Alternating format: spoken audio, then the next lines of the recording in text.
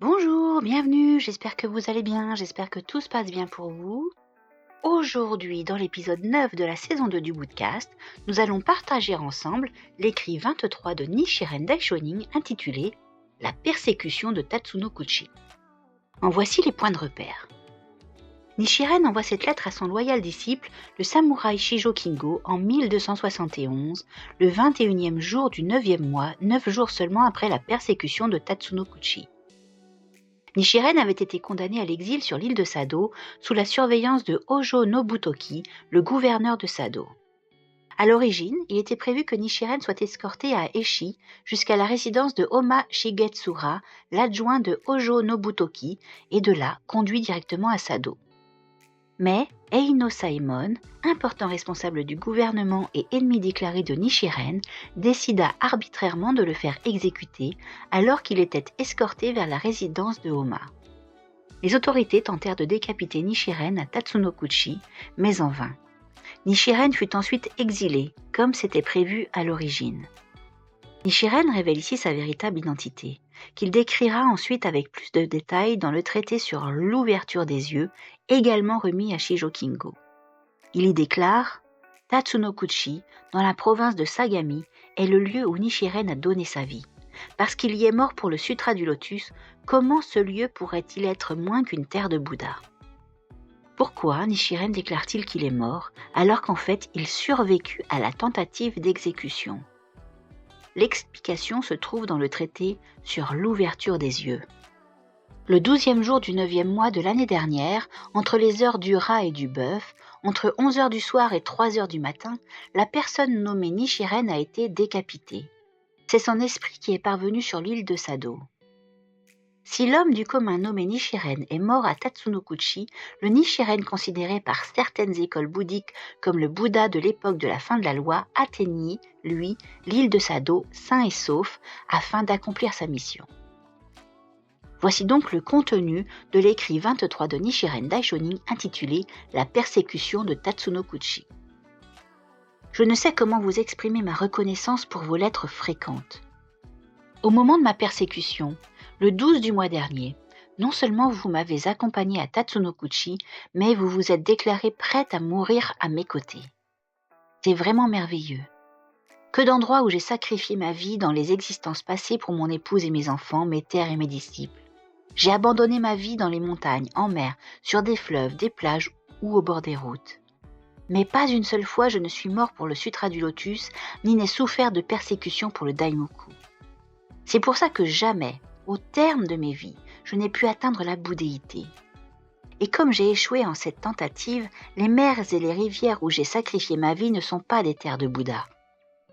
Cependant, dans cette vie, en tant que pratiquant du Sutra du Lotus, j'ai été exilé et exécuté, exilé à Ito et décapité à Tatsuno-Kuchi. Tatsuno-Kuchi, dans la province de Sagami, est le lieu où Nichiren a donné sa vie. Parce qu'il y est mort pour le Sutra du Lotus, comment ce lieu pourrait-il être moins qu'une terre de Bouddha ? Il est dit dans le Sutra, dans les terres de Bouddha des 10 directions, il n'est qu'une loi, celle du véhicule unique. Cela ne confirme-t-il pas mes propos ? La loi du véhicule unique est le Sutra du Lotus. Il n'existe aucun enseignement véritable autre que le Sutra du Lotus dans aucune des terres de Bouddha des 10 directions. Le Sutra se poursuit ainsi. Il n'y en a ni 2, ni 3, sauf lorsque le Bouddha les prêche comme moyens opportuns. Puisque tel est le cas, tout lieu où Nichiren rencontre des persécutions est une terre de Bouddha. De tous les lieux de ce monde Saha, c'est au Japon, dans la province de Sagami, à Katase, dans le lieu dit de Tatsuno-Kuchi, que Nichiren a donné sa vie pour la cause du Sutra du Lotus. De ce fait, on peut appeler Tatsuno-Kuchi la terre de la lumière paisible. C'est ce que signifie le passage du chapitre « Les pouvoirs transcendantaux de l'ainsi venu » où il est dit que ce soit dans un jardin, une forêt ou encore dans des vallées montagneuses ou dans de vastes déserts, en tous ces endroits les Bouddhas sont entrés au nirvana. Vous avez accompagné Nichiren en faisant vœu de donner votre vie en tant que pratiquant du Sutra du Lotus. Votre action est 100, 1000, 10 000 fois supérieure à celle de Hongyans, qui s'ouvrit le ventre pour y insérer le foie de son seigneur mort, le général Yi, afin de le sauver de la honte et du déshonneur. Quand j'atteindrai le pic de l'aigle, je dirai d'abord que Shijo Kingo était comme moi, résolu à mourir pour le Sutra du Lotus. Si j'en crois ce qui m'a été confié, il paraît que sur ordre du seigneur de Kamakura, je vais être exilé dans la province de Sado.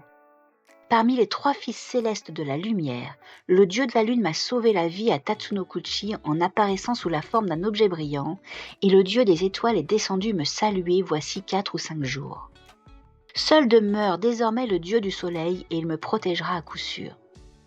C'est vraiment rassurant, vraiment encourageant. Il est dit dans le chapitre « Le maître de la loi » « Je ferai apparaître par enchantement des gardes pour les protéger ». Ce passage ne laisse aucune place au doute. Il est dit dans le chapitre « Les pratiques paisibles » « Ni sabre ni bâton ne le toucheront ». Et dans le chapitre « La porte universelle du bodhisattva sensible au son du monde » et se brisera en morceaux le sabre du bourreau.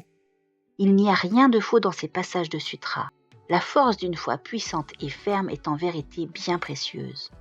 Avec mon profond respect, Nichiren. Le 21e jour du 9e mois de la 8e année de Bunei 1271, à Shijo Kingo.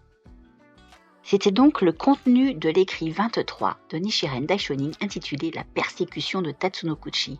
Merci beaucoup d'avoir été présent, d'avoir écouté. J'espère que ça vous a plu, j'espère que ça vous encourage, j'espère que vous avez trouvé des éléments d'étude, des éléments qui vous font comprendre encore plus intégrer le bouddhisme de Nichiren.